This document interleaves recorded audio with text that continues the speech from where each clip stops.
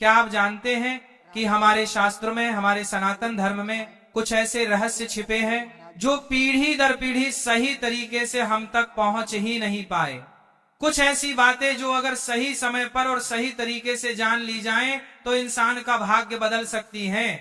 आज मैं आपको एक ऐसी ही गुप्त बात बताने जा रहा हूं, एक ऐसा रहस्य जो आपके जीवन से कंगाली और दरिद्रता को हमेशा के लिए मिटा सकता है। ये रहस्य जुड़ा है एक विधवा स्त्री से, एक ऐसा इंसान जिसे समाज अक्सर दया और कभी कभी उपेक्षा की नजर से देखता है।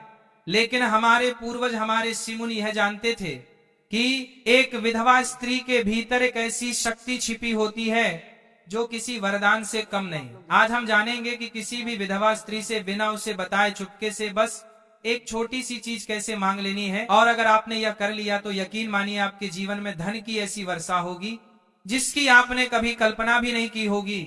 आपकी तिजोरी कभी खाली नहीं होगी और आपके घर में मां लक्ष्मी का स्थायी वास हो जाएगा।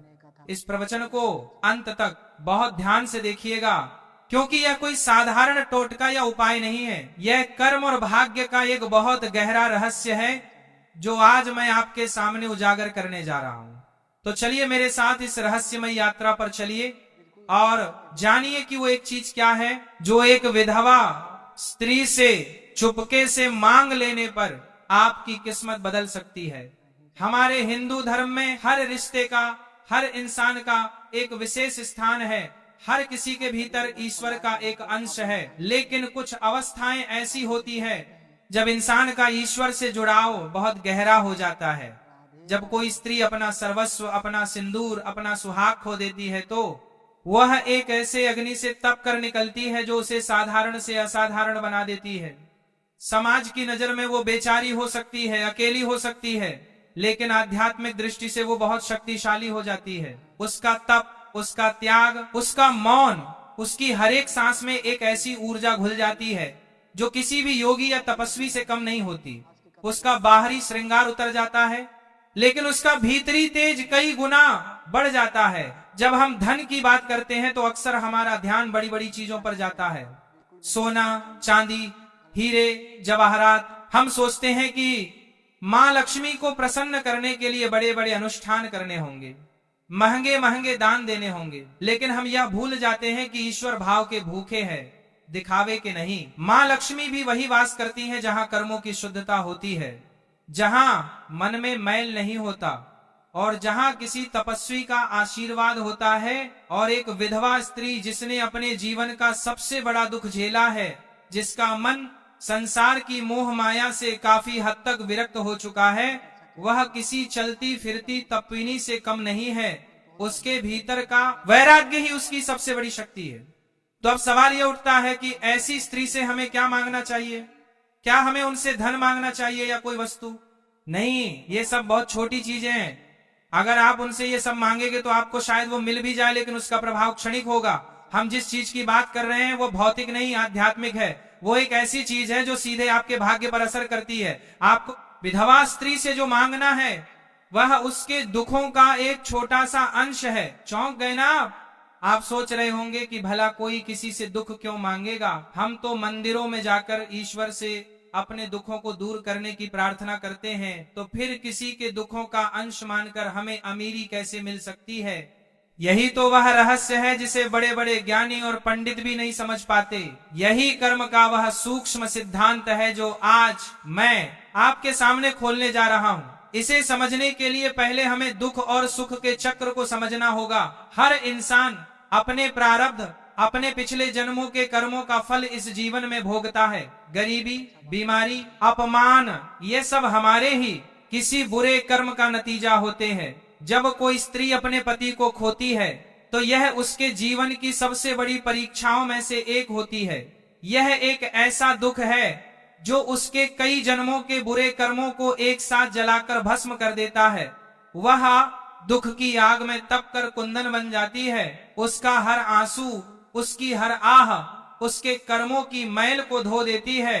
इस प्रक्रिया में वह स्त्री आध्यात्मिक रूप से इतनी पवित्र और शक्तिशाली हो जाती है कि उसकी प्रार्थना में, उसके आशीर्वाद में और यहाँ तक कि उसके श्राप में भी बहुत बल आ जाता है।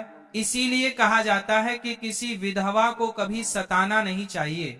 उसका दिल दुखाने का मतलब है सीधे सीधे अपने दुर्भाग्य को निमंत्रण देना। अब आते हैं उस रहस्य पर कि उसका दुख मांगने से आपका भाग्य कैसे चमकेगा। जब आप सच्चे मन से पूरी करुणा और निस्वार्थ भाव से किसी विधवा स्त्री के पास जाकर मन ही मन यह प्रार्थना करते हैं कि हे माँ, आप जिस पीड़ा से गुजर रही हैं उसका एक छोटा सा कण मुझे दे दीजिए ताकि आपका बोझ कुछ हल्का हो जाए, तो आप वास्तव में दुख नहीं मांग रहे होते। आप ब्रह्मांड को एक बहुत शक्तिशाली संदेश भेज रहे होते हैं। आप यह दिखा रहे होते हैं कि आपके मन में इतनी करुणा है, इतनी मानवता है कि आप किसी दूसरे के दुख को कम करने के लिए खुद कष्ट उठाने को तैयार हैं।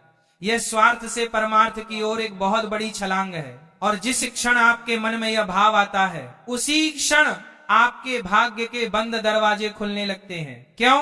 क्योंकि गरीबी और कंगाली केवल धन की कमी का नाम नहीं है। गरीबी एक मानसिक अवस्था है, एक आध्यात्मिक बाधा है। ये हमारे अंदर की स्वार्थ, लोभ और संकीर्णता का बाहरी रूप। जब हम केवल अपने लिए मांगते हैं, अपनी सुख सुविधाओं के लिए प्रार्थना करते हैं, तो हम उस संकीर्णता के दायरे में ही बंधे रहते हैं। लेकिन जब आप किसी दूसरे के दुख में हिस्सेदार बनने का साहस दिखाते हैं तो आप अपनी चेतना का विस्तार करते हैं। आप उस छोटे से मैं से बाहर निकलकर हम की भावना से जुड़ते हैं और यही वो भावना है जो माँ लक्ष्मी को सबसे अधिक प्रिय है। माँ लक्ष्मी केवल धन की देवी नहीं है, वह समृद्धि की देवी है। और समृद्धि का अर्थ है विस्तार, फैलाव। जब आपकी चेतना का विस्तार होता है तो आपके जीवन में समृद्धि का भी विस्तार होता है। अब समझिए कर्म का गणित। जब आप किसी के दुख का एक अंश मांगते हैं तो आप असल में उसके कर्मों के बोझ का एक अंश अपने ऊपर लेने की पेशकश कर रहे होते हैं। यह एक बहुत बड़ा पुण्य कार्य है जो बड़े बड़े यज्ञों और दानों से भी बढ़कर है, क्योंकि यज्ञ और दान में कहीं ना कहीं नाम की, यश की इच्छा छिपी हो सकती है। लेकिन किसी के दुख को चुपके से मांगने में कोई दिखावा नहीं है, कोई स्वार्थ नहीं है। यह आत्मा का परमात्मा से सीधा सौदा है। जब आप यह करते हैं तो उस स्त्री के जो कर्म दुख के रूप में कट रहे थे उसमें से एक अंश आप ले लेते हैं। ब्रह्मांड का नियम है, ऊर्जा कभी नष्ट नहीं होती, केवल अपना रूप बदलती है। जब आप वह कर्मिक ऊर्जा अपने ऊपर लेते हैं तो वह आपके पास आकर दुख नहीं बनती। क्यों? क्योंकि आपने उसे स्वेच्छा से, करुणा के भाव से स्वीकार किया है।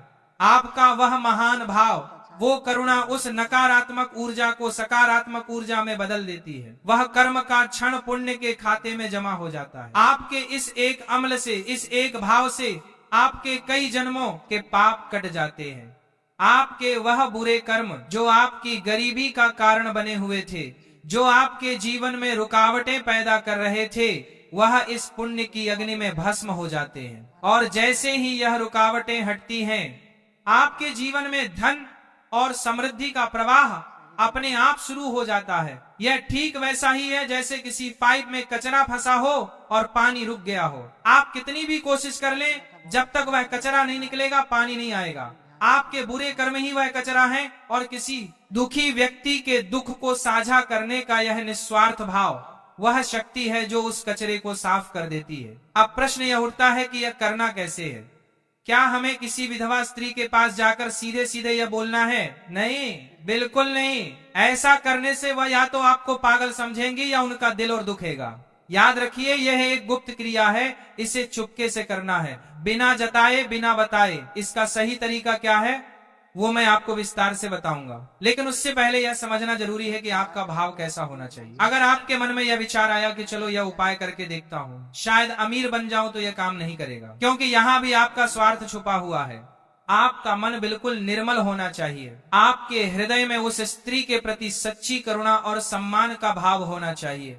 आपको उन्हें एक साधारण स्त्री नहीं बल्कि त्याग और तप की मूर्ति समझना होगा। आपको उनकी पीड़ा को सच में महसूस करना होगा। जब आपका हृदय इस करुणा से भर जाएगा, जब उनकी पीड़ा को देखकर आंखों में सच में आंसू आ जाए, तब समझिएगा कि आप इस गुप्त क्रिया के लिए तैयार हैं। ये एक साधना है। जैसे कोई योगी ईश्वर को पाने के लिए साधना करता है, वैसे ही यह दरिद्रता को मिटाने की साधना है। और इस साधना की पहली सीढ़ी है अपने भीतर करुणा को जगाना। अब मैं आपको बताता हूँ कि इसे करना कैसे है। सबसे पहले अपने आसपास किसी ऐसी विधवा स्त्री को ढूंढिए जो वास्तव में अभाव में जीवन जी रही हो, या जो बहुत सात्विक और धार्मिक जीवन जीती हो, ये कोई आपकी रिश्तेदार हो सकती है, पड़ोसी हो सकती है, या कोई ऐसी स्त्री जिसे आप दूर से जानते हो। महत्वपूर्ण यह है कि उनके प्रति आपके मन में श्रद्धा का भाव हो। अब आपको उनकी गुप्त रूप से मदद करनी है। मदद ऐसी होनी चाहिए कि उन्हें यह पता न चले कि ये मदद आपने की है। आप उनके घर पर चुपके से राशन रखवा सकते हैं, किसी और के हाथ से उन्हें कुछ पैसे भिजवा सकते हैं। अगर उनके बच्चे हैं तो उनकी पढ़ाई लिखाई का खर्चा गुप्त रूप से उठा सकते हैं।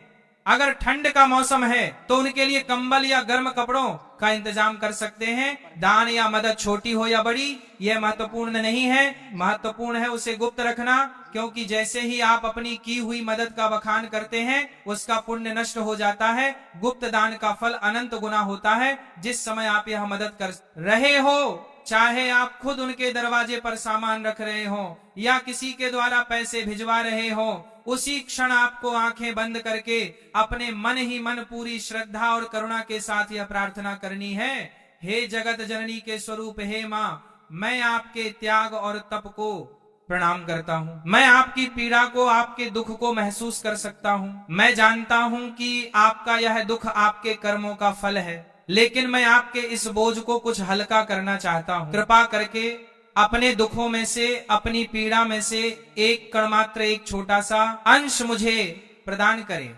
मैं उसे अपने सौभाग्य के रूप में स्वीकार करता हूँ। मैं स्वेच्छा से आपके दुख में भागीदार बनता हूँ ताकि आपका जीवन कुछ सरल हो सके। मुझ पर यह कृपा करें। बस इतनी सी प्रार्थना आपको मन ही मन करनी है। यह प्रार्थना ही वह मांगना है जिसके बारे में मैंने शुरू में बात की थी। आप उनसे धन नहीं मांग रहे, सुख नहीं मांग रहे, आप उनके दुख में हिस्से मांग रहे हैं, और यही वह मांग है जो आपको दुनिया का हर सुख दिलाएगी। जब आप यह प्रार्थना करते हैं तो आप प्रकृति के नियम को अपने पक्ष में कर लेते हैं। आप ईश्वर के सबसे प्रिय गुण करुणा को अपना लेते हैं। उस क्षण आप केवल एक इंसान नहीं रहते, आप ईश्वर का हाथ बन जाते हैं जो किसी दुखी व्यक्ति की मदद कर रहा है। इस क्रिया को करने के बाद आपको भूल जाना है। आपको बार बार यह नहीं सोचना कि मैंने वह उपाय किया था, अब तक फल क्यों नहीं मिला। बीज बोने के बाद उसे समय देना पड़ता है। आपने अपने कर्म का बीज बो दिया है, अब उसे अंकुरित होने का समय दीजिए। आप बस अपना काम करते रहिए, ईमानदारी से मेहनत करते रहिए। आप पाएंगे कि धीरे धीरे आपके जीवन में चमत्कार होने लगेंगे। जो काम बरसों से रुके हुए थे वह बनने लगेंगे। धन आने के नए नए रास्ते खुलने लगेंगे। अगर आप पर कोई कर्ज है तो वह उतरने लगेगा। घर में क्लेश रहता था तो शांति आने लगेगी। आपको खुद महसूस होगा कि कोई अदृश्य शक्ति आपकी मदद कर रही है। यह उस विधवा स्त्री का आशीर्वाद नहीं है जिसे शायद पता भी नहीं कि आपने क्या किया है। यह उस पुण्य का फल है जो आपने किसी के दुख को साझा करने की इच्छा करके कमाया है। यह उस परमपिता परमेश्वर का आशीर्वाद है जो आपके निस्वार्थ भाव से प्रसन्न हुए हैं। याद रखिए, यह कोई जादू की छड़ी नहीं है कि आज किया और कल आप करोड़पति बन गए। यह कर्म के सिद्धांत पर काम करता है। आपके कर्म जितने शुद्ध होंगे, आपका भाव जितना निर्मल होगा, फल उतनी ही जल्दी और उतना ही बड़ा मिलेगा। इस क्रिया को जीवन में कम से कम एक बार पूरी श्रद्धा से जरूर करना चाहिए, और अगर आप सक्षम हैं तो इसे अपनी आदत बना लीजिए। जब भी आपको अवसर मिले, किसी जरूरतमंद विधवा की गुप्त रूप से मदद करें और मन ही मन यह प्रार्थना दोहराएं। आप जितना ज्यादा दूसरों के दुखों का बोझ हल्का करने की कोशिश करेंगे, आपका अपना जीवन उतना ही सुख और समृद्धि से भरता चला जाएगा।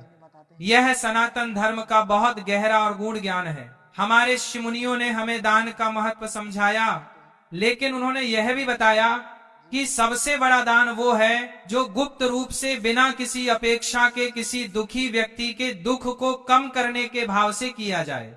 जब आप किसी विधवा स्त्री से उसके दुख का एक कण मांगते हैं तो आप उसे यह एहसास कराते हैं कि वह अकेली नहीं है। आपकी यह मौन प्रार्थना, यह गुप्त मदद उस तक एक सकारात्मक ऊर्जा के रूप में पहुंचती है। भले ही उसे यह ना पता हो कि यह कौन कर रहा है, लेकिन उसे यह महसूस होता है कि ईश्वर उसके साथ है। और जब किसी तपस्वी हृदय से आपके लिए ऐसी दुआ निकलती है तो उसे फलीभूत होने से कोई नहीं रोक सकता। तो अगली बार जब आप किसी विधवा स्त्री को देखें तो उन्हें दया की नजर से मत देखिएगा, उन्हें सम्मान की नजर से देखिएगा, उन्हें एक तपस्विनी के रूप में देखिएगा जिसके पास आध्यात्मिक शक्तियों का भंडार है। और यदि आपके मन में सच्ची करुणा जागे तो चुपके से उनकी मदद करके उनके दुख का एक कण जरूर मांग लीजिएगा। यह एक कण आपके जीवन से कंगाली के पहाड़ को हमेशा के लिए हटा देगा और आपके जीवन को सुख, शांति और समृद्धि से भर देगा। ये ज्ञान साधारण नहीं है, इसे अपने जीवन में उतारने का प्रयास करें। कर्म पर विश्वास रखें, भाव की शुद्धता पर विश्वास रखें, फिर देखिए आपका जीवन कैसे बदलता है। मुझे उम्मीद है कि आज मैंने आपको जो रहस्य बताया है वो आपके जीवन में एक सकारात्मक बदलाव लेकर आएगा। ये जानकारी आपको किसी किताब में शायद ना मिले, क्योंकि यह अनुभव और श्रद्धा का विषय है। तो भक्तों, इसी के साथ यह प्रवचन समाप्त होता है। बोलो राधे राधे।